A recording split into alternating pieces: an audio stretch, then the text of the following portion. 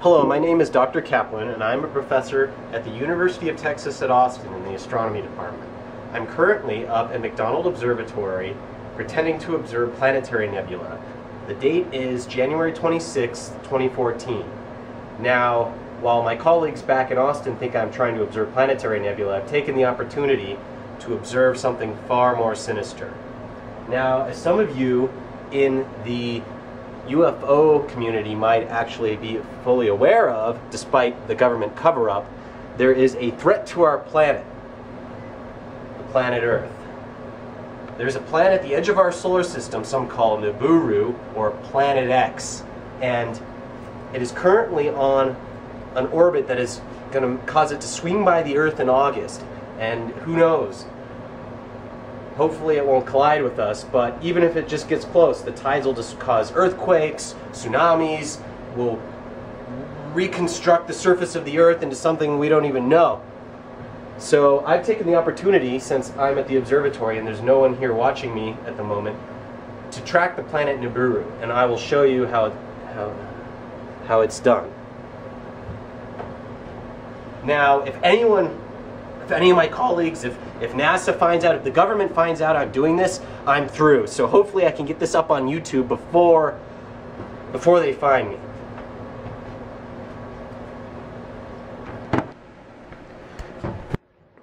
So right now we are in the control room of the 2.7 meter telescope at McDonald Observatory. Now, the first thing I had to do before I was able to come up here and start tracking the planet Nibiru was find its coordinates. Now, its right ascension and declination are a closely guarded secret.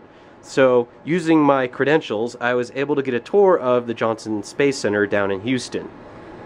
And I was given access to their computers.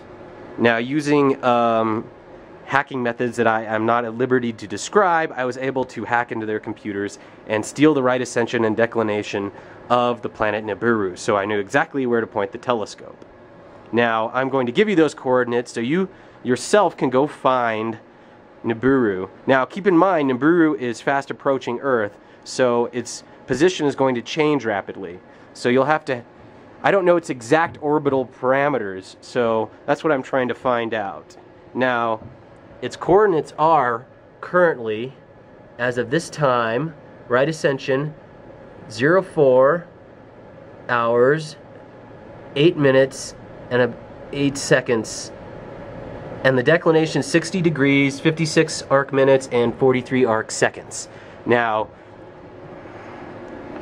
if I get the correct orbital solution, I'll be able to plot exactly where it's going to be over the coming months so that we can figure out if it's indeed a threat to the Earth or not. So, this is a spectrum of Nibiru. Now, it uses an instrument called the Mitchell spectrograph, which actually gets spatially resolved spectroscopy. The planet Nibiru is actually so close to Earth at the moment that we actually can see a disk. So the optical fibers are placed in the focal plane, and I'm actually getting information about the atmosphere or surface of the planet Nibiru. Now, I haven't analyzed this data, but this might tell us something about what type of object it really is. Now, as you can see, it also has several spectral lines, and those spectral lines are Doppler shifted towards us, sort of like how, you know, a police officer can use radar to figure out if you're speeding or not. And as of tonight, it is moving towards us, I calculate, at about 200 kilometers per second. So that means it will, if it's on a collision course for the Earth, hit us in about August 2014. Okay, now I'm going to go out in the telescope dome and show you the instrument I'm using. Now, it's almost completely dark out here, so I brought a flashlight.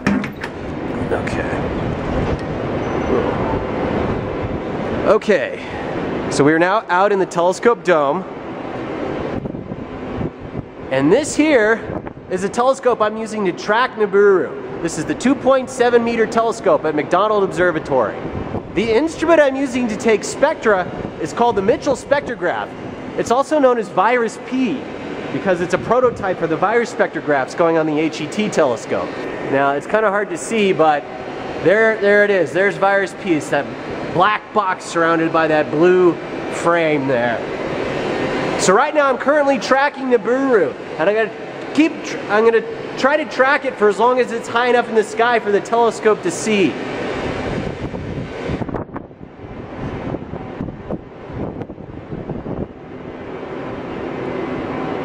So this is the telescope console that I use to control the position of the telescope manually. Now, when I first point the telescope, I use this hand paddle here and actually this little joystick to move it.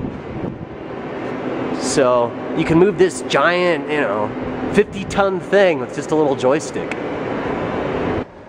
Now, this computer here is the guide camera. This is what actually causes the telescope to track. Now here you're actually seeing the planet Nibiru.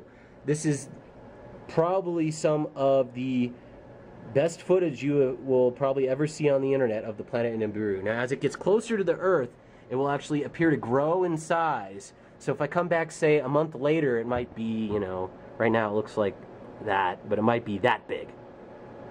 So we're actually pretty zoomed in here. This is a field of view that's about, 120 by 120 arc seconds. Now to calculate an orbital solution for Nibiru, I have to observe it over several nights. My observing run, which I propose to observe planetary nebula, is for 4 nights. So hopefully I'll get enough information about its changes in position over the 4 nights I have to be able to calculate a decent orbital solution. And also from the spectra I'm getting, I'll be able to tell its motion towards or away from us. So I can actually get 3-dimensional information. Now this is the all-sky camera here. This is showing us sort of a fisheye view of the sky. Currently there's no clouds, which is good because in order to get a good orbital solution for Nibiru, I need to observe it continuously over 4 nights. And if I have poor weather, then it becomes harder to figure out what's going to happen in August when Nibiru comes very close to the Earth. Yes? Yes? No, I'm not. I am pointed at planetary nebula. I'm observing NGC 1501 right now. What do you mean the telescope's now pointed at NGC 1501? Of course it is. There's something wrong with your software. No. No. It's right here. You want me to... So that was just the director of the observatory calling me, making sure that, I don't know, usually the director's not here or asleep by now. It's about, right now it's about 10 o'clock, and it's unusual for the director of the observatory to call you. Now, I think he might be in on what I'm trying to do, so I'm probably going to have to point the telescope somewhere else until he goes to sleep. See, all the things I'm doing get put on the observatory website, so anyone can just look up exactly where I'm pointing the telescope. And especially the director of the observatory who has the password to all the computers. So hopefully everything will be fine. Okay. Clearly the director knows that I'm not observing the targets I plan to observe. In fact, usually when we switch targets here at McDonald Observatory, we have to update our observing plan so that they know, that the science we're doing is worth, the cost of running the telescope. They keep logs on everything. So here's an email I just got from the director asking me to update my targets as soon as possible. So, dear Dr. Kaplan, blah blah blah. It appears that you're not observing the planetary nebula and you are deviating from your original observing plan. Please update with us with your targets as soon as possible. Sincerely, the director. So, I'm just going to tell them that I found new planetary, better targets to observe. So hopefully they'll believe that long enough that I can get this video out. Now hopefully NASA hasn't figured out what I'm trying to do. Crap, I think someone's coming up here. Someone's in the dome. I'm gonna go see who it is.